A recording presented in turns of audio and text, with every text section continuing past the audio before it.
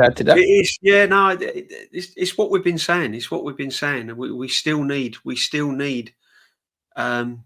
two more quality players, and I don't mean players that are kind of back end of their careers or players that are kind of, you know, squad players at other clubs. We need absolute quality players, and this is what I'm saying. But we've needed this for some time.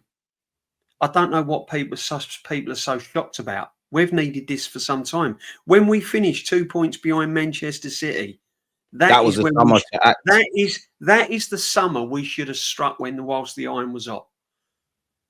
We should have gone, and it's amazing how that when we finished 2 points behind Man City, and this management team had the money in their hands to go and strengthen, they got a centre half and a defensive midfield player, when all the time every single Arsenal fan was saying, go and buy a striker. Go and buy a striker. And we signs Marino, and then we go and play him at left back when we already had a left back in place in Kieran Tierney. And then we go and sign a defensive midfield player in Marino, and he ends up being a striker. After wasting £65 million on a midfield player in Havertz that ends up being a striker. This is where the nonsense has been going all these seasons. Everyone forgets about season gone past and the window and the last summer window. Summer window was absolutely abysmal. And now we're paying for it. Now we're saying we need 2 more, we need 3 more, we need quality, we need this. We've needed quality and depth for about 2 or 3 seasons now. And he's had the money to do it. This is what I can't understand. He's had the money. He's had the money to build this team with quality and depth. We should be sitting here now, after how long this manager's been in charge and how much money has been spent. We should not be sitting here now calling Liverpool favourites to win the Premiership. That should be us. If we'd have done the right business over the seasons gone by, we should be sitting in a position now, when you've had a manager in charge for 6 seasons and near on spent £1 billion, there is no way you should be sitting here now looking up at Man City and Liverpool. I'm sorry. Or at least believing you could be in with a fight and you feel have a bit more. You can gloss it all you like, and you can say, oh, it's Edu's fault and it's this one's fault and it's injuries and it's red cards and it's the footballs that we play with. Control. I'm sorry, but when you've had someone in charge of a football club for 6 seasons and had the amount of money that's been pumped into it that this club's had, we should not be sitting here now looking up at Liverpool and Man City. They should be looking up at us. And here we are. We're in no different position than when he took over. We've still got to get players out of the club. We're still ripping up contracts. We're still letting players go out on a free. And we're still having to buy players in certain positions. We've come full circle. We've come full circle with a manager that's been at the club for 6 seasons.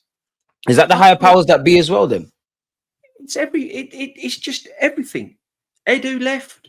Edu was a rookie. He was no better than a car boot salesman when he was going into this. Yeah.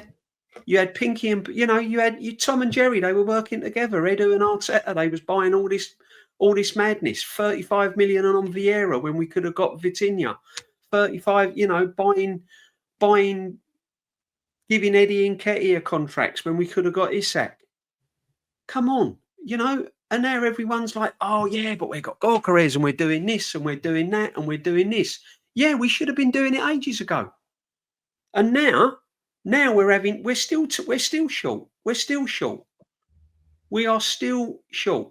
So what we've got to do now, we've got to get players out the door. You can't have players on 100 grand a week, 150 grand a week that ain't going to get a look in. You got to get them out. You got to get them bombed on. You got to get rid of players that are out of form. You've got to stop all this being Legion. Yeah, but I love Martin Ødegaard. I think he's fantastic. Look what he done 2 seasons ago. Yeah, but look what he done last year. He was our captain and he was absolutely diabolical. If he doesn't buck up, get him gone. Simple as that. You can't have all this loyalty anymore. The club has been starved of success.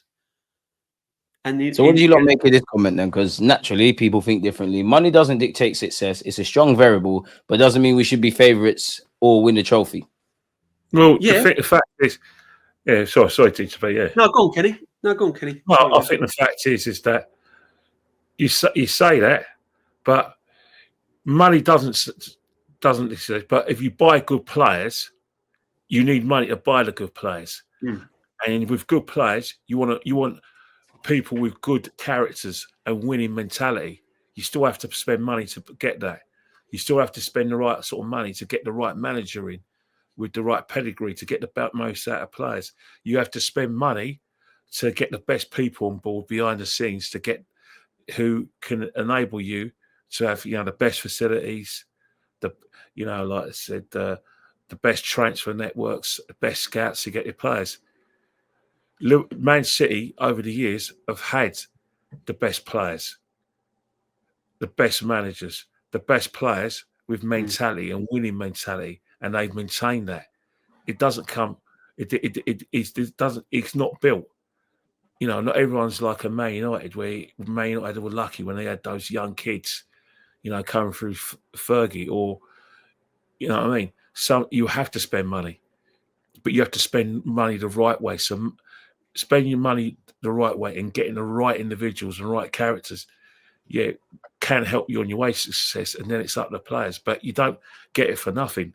The fact is that one of the reasons why a lot of fans, maybe yourself, Jalen included, had a go at the Cronkies was because they didn't spend money. And I'm not saying you got beef with the Cronkies, but the majority of Arsenal fans, the reason why they have problem with the Cronkies ultimately is because they didn't spend the sort of money that we were seeing get spent by Man City and mostly Chelsea, and now we're seeing money get spent by Liverpool. So money does actually mean something, because if we ain't got as much, then obviously there's going to be failures. But if we've got less, then everything has to be a hit. Don't get me wrong. Liverpool are not a Chelsea in terms of like they have independent owners, i.e. Abramovich. City haven't always spent mad money. They've spent correctly a lot. Another thing as well, they in terms of Man City, like the sheikhs, sheikhs from from the Middle East, they haven't, Liverpool haven't got that money. So Liverpool is exception. But what Liverpool have done, they've managed to sell players. They said they managed to sell players. We need to get Arsenal on for sure, and then get rid of a player like Coutinho is enable to get players like Van Dijk. Harvey Elliott's bringing in 35 to 50 million when they sell him. Kwanzaa bought something. Where Liverpool may not spend big money on individual players, but what they do is they have to spend the right money on players, people like Richard Hughes, people with good networks, and get the right players in, and he can invest. Klopp wanted Brandt. That Michael Edwards said, "I want Mo Salah." The rest is history. Exactly, and that's the thing. What we've seen with Man City and Chelsea has been built on two things: money, but money spent properly on the best people, not just money thrown away and just nonsense. Man City, what Man City and Chelsea have done, they give them brainy, intelligent football people money who are not wafflers money, competent people. Sometimes you can have loads of money, like Man United. They spent a shed load of money since Sir Alex left, but they've had idiots running the Several managers have echoed that point. That have been at United.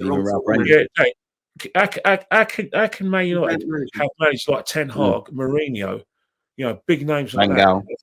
It's the reason why they fell, because they've had idiots spending the money. So, but the fact is that Man United, Man City, and Chelsea haven't had idiots. They've had intelligent people spending the money, and because they've had intelligent people, when you look at the successes in the Champions League or how far they got the Champions League and the league, they've done better than us because at the end of the day, they had money and they had people who went to Harvard working for them, not idiots.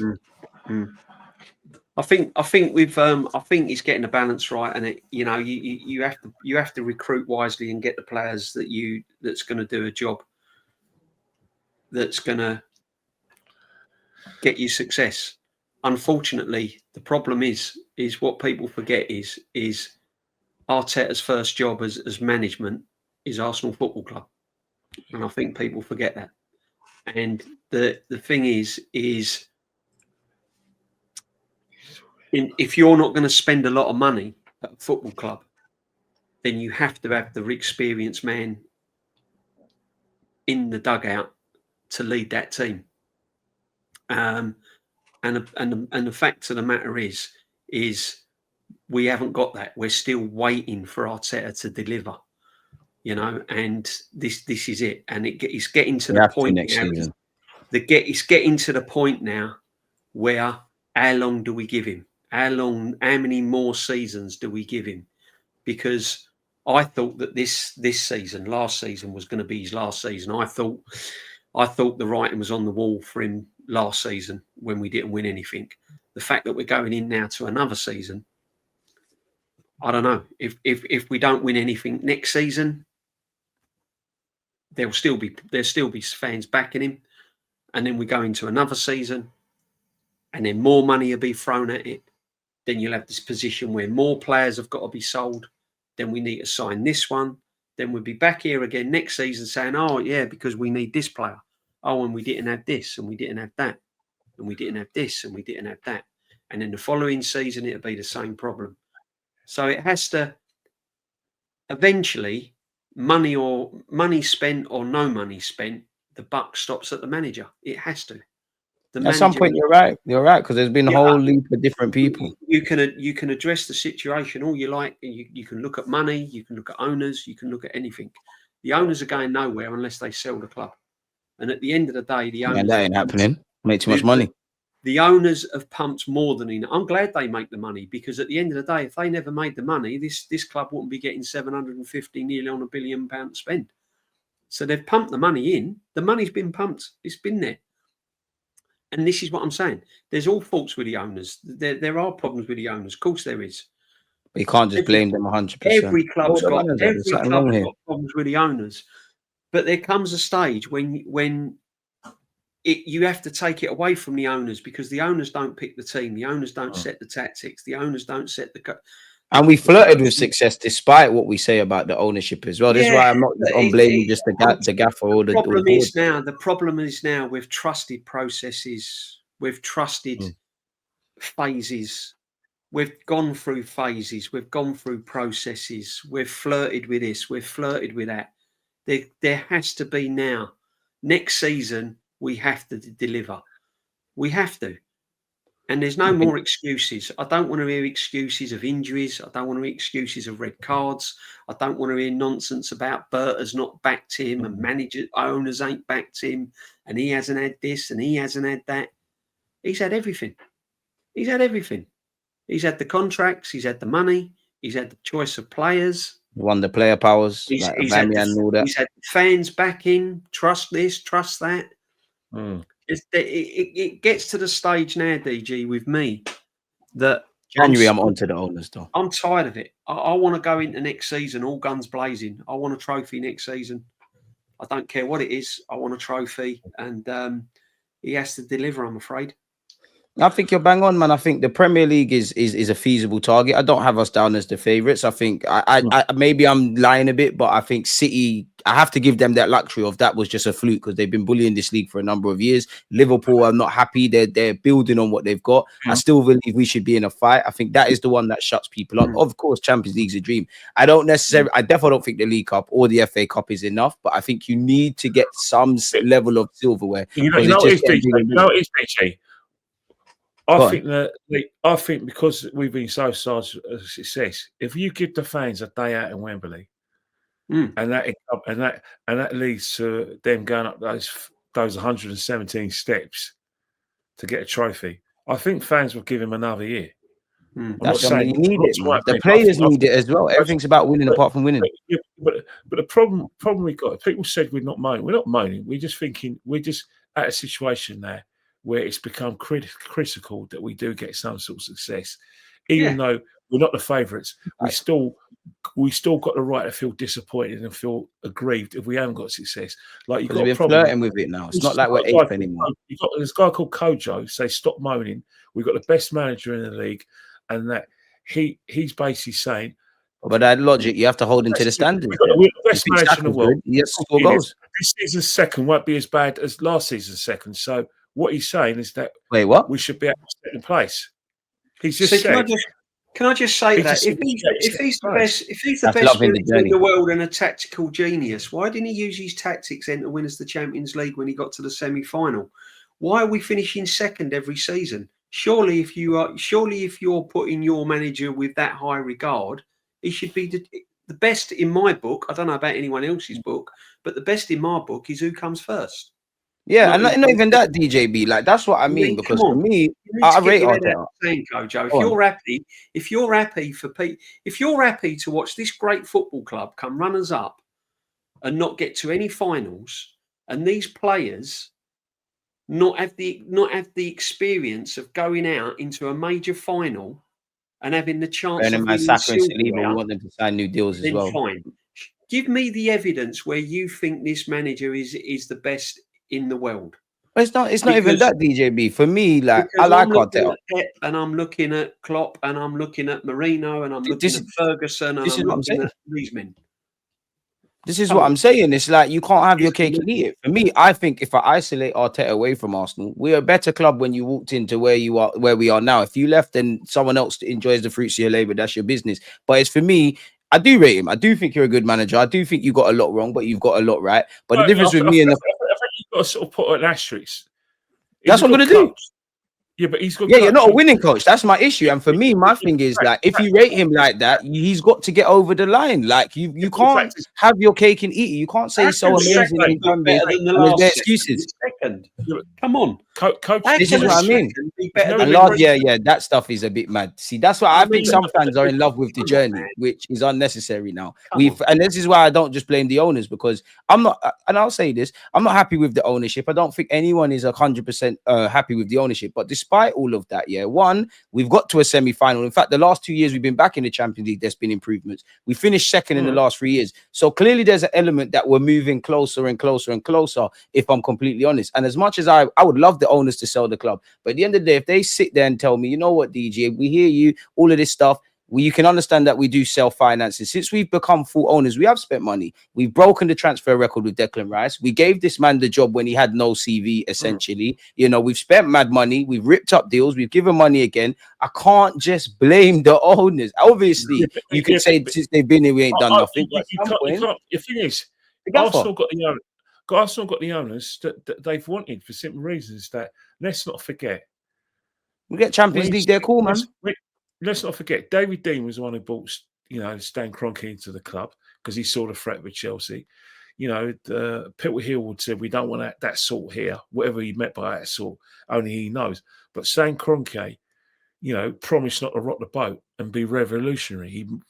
He promised to, stay within the parameters of what is the Arsenal Football Club, and he's done that. So really and truly, he's no different to the owners we had in the past. The fact is, you can slag the owners off all you like, but the same people that slag off the Kroenkes are the same people who call Chelsea and Man City, you bought it all, financial doping. But you're having a go at the cake and eat it, man. So who's confusing who here? Either you can't slag Chelsea and Man City off and call them financial dopers and then have a go at the Kroenkes because they're not doing what you want that Chelsea and Man City are doing. That's the problem. A lot of fans are confused. Another thing that confuses me as well is that you've got to remember they've employed an inexperienced manager they took a big risk on him. For a big club. January the owners are pussy. I was earth for that. But he won the FA Cup doing it his way, and then instead of leaving him as head coach, they made him a team manager. So no one could say he hasn't been backed. Just by the fact that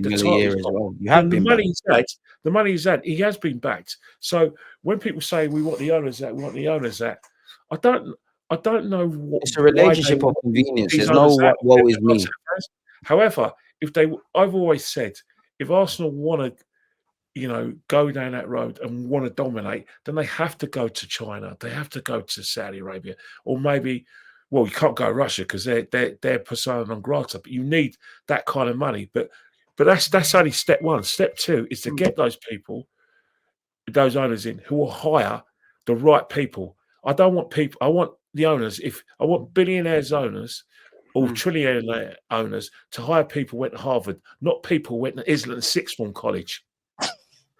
Yeah, right? If you're going to spend the money, I want Harvard employees who are going to get me Harvard undergraduates. I don't want bloody people who went to Islington Sixth Form College, because Man United have shown with the money that they've had, they've employed people who went to Islington Sixth Form College rather than people who went to Harvard. There's a question though, Kenny, right? What people don't realise that if we got new owners, this manager would be out the door. No other owners would have him. Because if you look at Chelsea under Abramovich, he was sacking managers because the managers didn't bring him success. So he was sacking managers until he got success. So most owners of any ilk spending millions of pounds want success. So what these people don't realise when they say, oh, get the Cronkies out, if the Cronkies walked out and new owners come in, then the manager would be probably, if he doesn't bring success, will be one of the first people to go out the door. And we have to start this whole thing again. Sometimes when you're wishing for the Cronkies to go, you've got to be prepared that the manager goes with them, because the new owners coming in won't stand for money being spent, play it in the wrong way, and not winning silverware.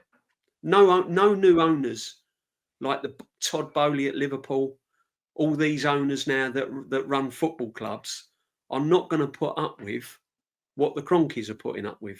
And my only gripe with the Cronkies is that they're paying this manager £15 million a year, and year on, year out, he doesn't deliver. He doesn't get us over the line. So you just got to be happy with, you've got to be prepared that if the Cronkies walked out and new owners took over this club, the manager would go with them. Because Abramovich, when he walked into Chelsea, he was sacking managers until he got it right. Bowley's going to do the same thing with Chelsea. If this manager at Chelsea don't deliver, as soon as he don't deliver, he's out the door. And that's what modern owners do now. So it's up to you guys. If you want Cronkies in, fine. If you want Cronkies out, fine. But if the Cronkies go, the manager's going with them, because no one's going to tolerate this nonsense of not winning anything. And Liverpool's owners, they're a bit like the Cronkies, really and truly, as we've been saying. So, for me, we've been sniffing with success. So listen, we have to. All big clubs want success. All this finishing second, it's a better second than last year's second, and this, that, and the other. And just because we're finishing second, he's one of the best managers in the. No, he's not above Pep. He's not above Arne Slot, because Arne has won the Premiership. From day one, he came in and he walked that Premiership. He walked it. He took his foot off the gas. They could have won it by more points if he'd have wanted to, but he was sitting back. That Premiership was won by Halloween. It was all over, done, dusted, gone, finished. And here we are talking as if this manager is like the Messiah. It's got to stop. You've got to stop putting this manager bigger than the football club. Arsenal is bigger than Arteta. And unless he wins something, his days are numbered. Simple as that. Can't disagree, man. Like Arteta, I think you're a good manager. You need to be a winning manager. Now, you've made us dream. You've said the things yourself. We have spent a lot of money. You have been here for a while. I don't think he can be blamed for anything, but I blame for everything, sorry. But I think there's kind of what you're alluding to. I think he's either like completely witch hunted or he's the Messiah. And there is an element like remove the romance, We're not a damsel in distress. It's a relationship of convenience. They gave him a platform to learn whatever he wants to learn as a manager, and obviously be able to manage a big club. They're getting Champions League football. Just need to deliver now. Because for me, I care about the fans and I care about the players. It's got to be demoralizing to be not necessarily so close last season, but you always come in second. You always been able to dream like top 6 records and beating Madrid, and then you're kind of left flat. January, to be honest, I look above board. I look at the owners because they're not. January, it was never going to happen. Because the fact is that this sounds really churlish, but I can't get my head away from what I believe happened last season. That if Sesko said last season, we would have got him. We ain't got Gyökeres. We would have got him because he was the like I said, the player that everyone, the club were looking at closely.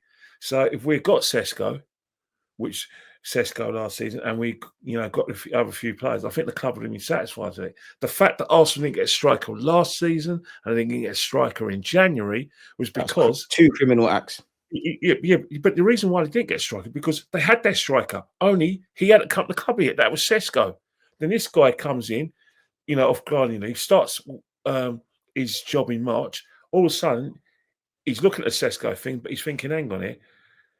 He probably didn't like what he was hearing from, Leipzig. He probably didn't like what he was hearing from Sesko. He thought, right, let's look elsewhere just in case this falls apart. And that's what he duly did. He saw an open goal. He saw that Gyökeres was sought after.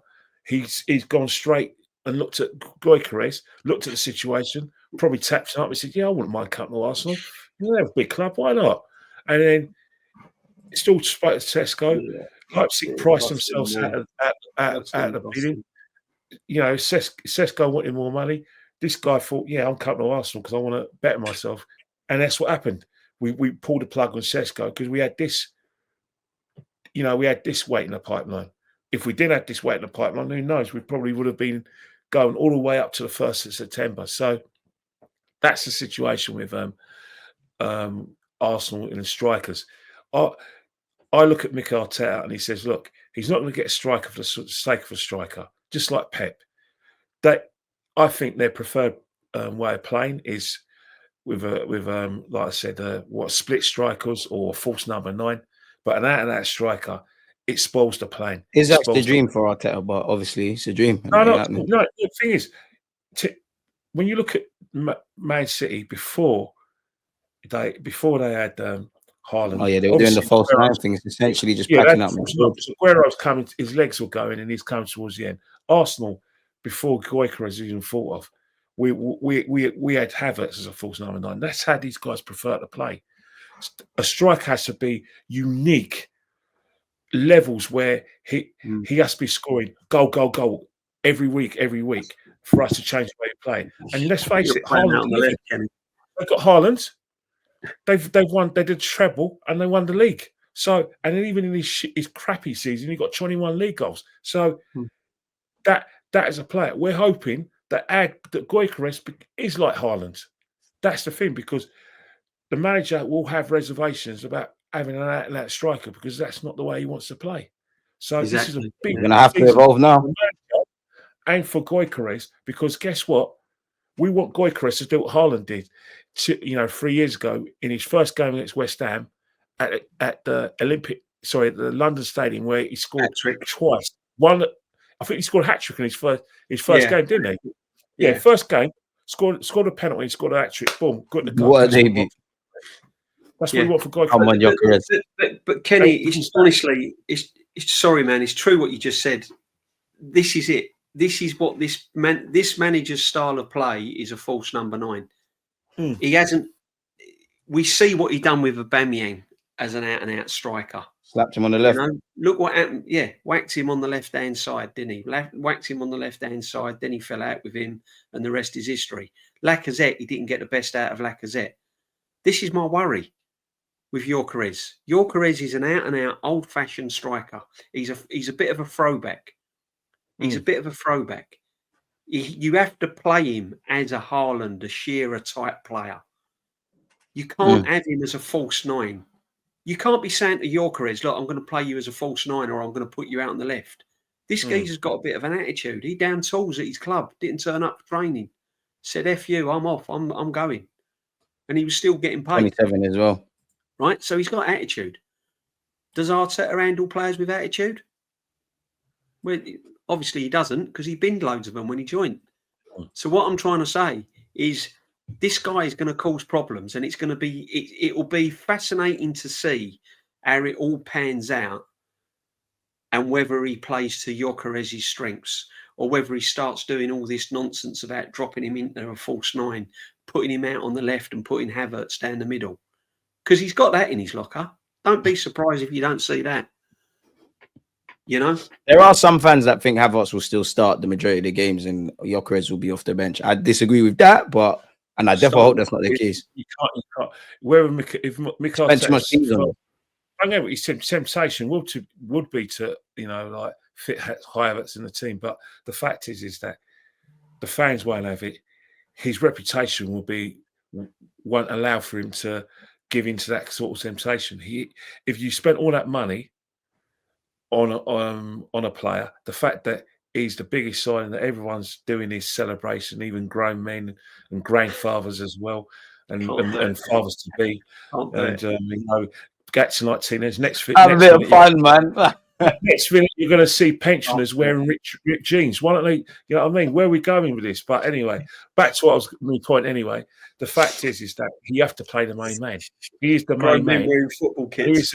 He is a guy that all of Arsenal fans are putting placing the hopes on being the guy that could take us from second to winning the title or winning the Champions League, because that's what he's here for. That's in his. It's an upgrade, isn't it? You know what works? You have an ADS, and in what you have an in-tray. His in-tray is goals. Yeah, goals, that's it. That's all he's got to do. That's all he's got to do. That's all we want. And at the end of the day, he's going to improve our squad, isn't he? If Gyökeres don't come in and improve our squad, then you've got to be thinking, what's going on here? He's going to improve our squad. We're going to have a better chance of winning silverware with him than without him. But what I'm trying to say is, as though I'm absolutely buzzing that he's coming to the football, and I'm not going to be doing all this nonsense. No, I'm sorry. Me and Kenny's not. No. You will be scores Champions League final winner, man. No, mate. Obviously funny. No. And we don't sing. And we don't. He's a grown man. He started it. Yeah, and we don't sing all that North London Forever nonsense. I don't know why that became our theme song. What I'm trying to say is, at the end of the day, you have still got to play the system for that man to score goals. If he's going to score goals, you have got to play a system that suits his style of play. What I'm trying to say is you've got to build the team around him, because we haven't had that for the last couple of seasons. We haven't had an out-and-out striker. So whether you like it or not, you've got to build the team around him. You've got to evolve the tactics in some way, shape or form, or we're going to have the same old issue. Score the goals. But if you're going to play slow, quick, passing sideways, U-shaped football, and then you're going to revert to getting long balls into the box, crosses, long throws, Raya pumping the ball 30, 40 yards, Stoke City settings, Gyökeres is going to look ordinary, like any striker would. You're going to turn and people will be going, oh, I thought he was this 40-odd, 30-odd goal a season man. Well, he used to be till he come to the club. But we're not playing the system he wants to play. And this is what I'm trying to say. Let's judge it after sort of 12, 14 games.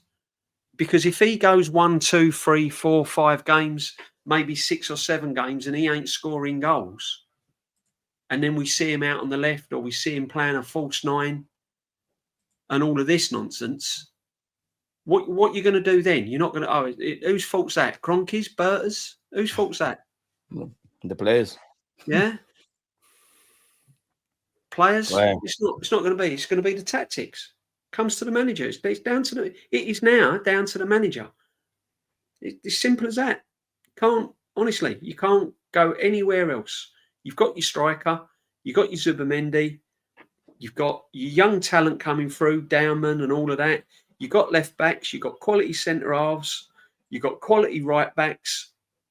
You've got enough in that changing room to get the best out of these players. It is now down to you on £15 million a year to make sure you're doing your job. Simple as that. Can't disagree with that. Like, yeah, we need to get over the line, man. Like, that's all that matters. We need to get over the line. For me, I guess in terms of wrapping up this stream, like, I think you need to win the Prem. I think that shuts up people. I know the goalposts always move, but I think that shuts up people. I think for your sake, FA Cup needs to come home or something, and that ain't enough. I don't think it's. I just think, regardless, you have to win something. The only thing I agree you with don't win the Prem. Oh, no, right in the wall. Champions League. That's what we're built for. Champions League. Man. God, we're built for the Champions League, Kenny. Premiership nonsense. What's this? City and sweep or something? Come on. We love Gabriel Magalhaes. He done that. He's the reason we're getting Gyökeres, man. Come on, Kenny. Lighten up, man. Right. Champions League and an FA Cup. Yeah. He's 18 years old and 19 years old. Grown men, grandfathers, fathers. Stop it.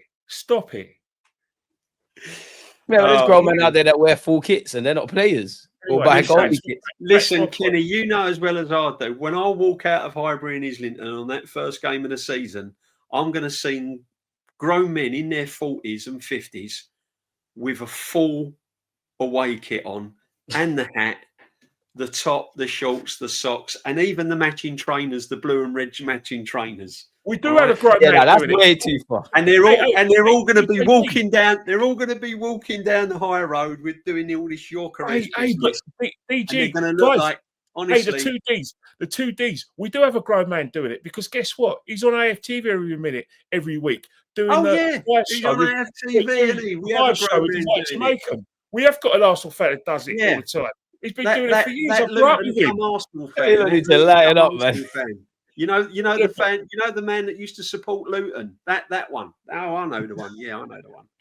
I don't know. Yeah, but you know, that's the thing. The Premier League for me is the most important competition ever. It is, Kenny, but we're going to win the Champions. We're going to win the Champions. After what we've been through, oh God, stop it. After what we've been through, right? No one can doubt we're the best. I think this club needs the Premier League more than it needs the Champions League. This club needs the Premier League. I don't know about that. We need the champs more. We need the champs. So, what we want is the Champions League more, but what we actually need is the Premier League. We need the champs. Look at our European heritage. We definitely need that. Yeah, but hang on here. You trying to say that we worked our nuts off in 23 and then in 24 to finish second? Only for us to discount this great competition. No, we need to go for the Prem, but the champs, we ain't done that. No one could doubt, when no one could doubt you're the best. Yeah. They can doubt me as much as I want. If my team win the Champions League, you can't tell me we're not the best in Europe. Do you know what, though? In all seriousness, right, when I think, obviously, you want to win the Premier League, as Cloughie says, you win the Premier League, you win your league. It's what you do on a day-to-day basis. It's what you do. It's your living. Never. It's your bread and butter. Okay. However, if you was to say to me, what's the best chance, what major trophy is the best chance of winning, I would have to turn around and say the style of football Mikel plays, and with the players we've got, I would say that winning the Champions League, we're probably better suited to win the Champions League. That's only my opinion. I would say we're better suited of winning the Champions League than we are the Premiership. I just think we are still quite short of winning the Premiership, personally. Can't disagree. I thought we was. I just think our game more suits Europe because teams don't really do the low block thing. But then we played PSG and. Obviously, I know there's a golfing class, but it's fucking humbler if I'm honest with you. Yeah, there was injuries and everything, but there was I'll never forget how I felt towards the dying embers of the second leg, and it's like I could see my players trying, but you're just not levels. I know it's not the full team, but you're just not levels, and I know we're not going to wake up and we've got all the stars they have, but it's just a humbler, man. Like, but having said that, I'll take a day out at Wembley and win an FA Cup or a Carabao Cup or a domestic double. Amen. Why do you think we've got Suleiman? Suleiman is there in order to progress the ball and keep us ticking over in terms of possession was because Jorginho didn't have the legs, and let's face it, he's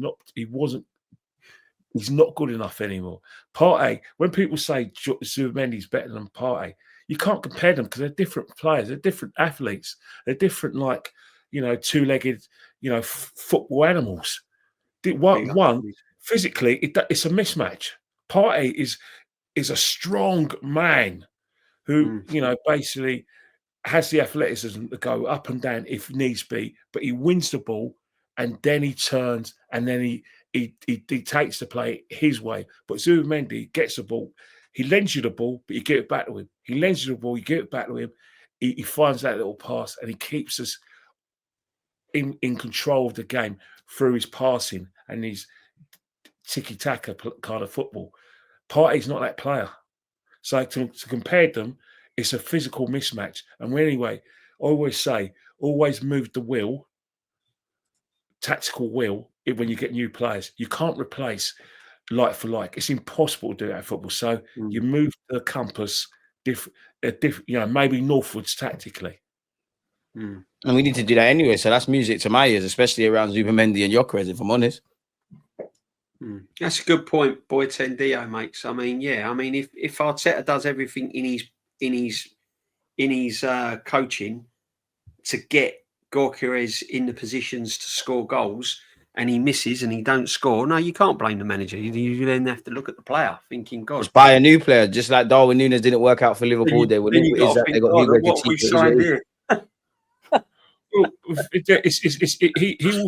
It's going to work for him, though, man. Yeah, but Gyökeres devised opinion to speak. Arsenal fans think he's a second coming. Other fans who probably wanted him but didn't get him are saying, well, no other big club came in Portuguese league and all that stuff. Yeah, they're probably saying it. But you know what? Let's wait and see.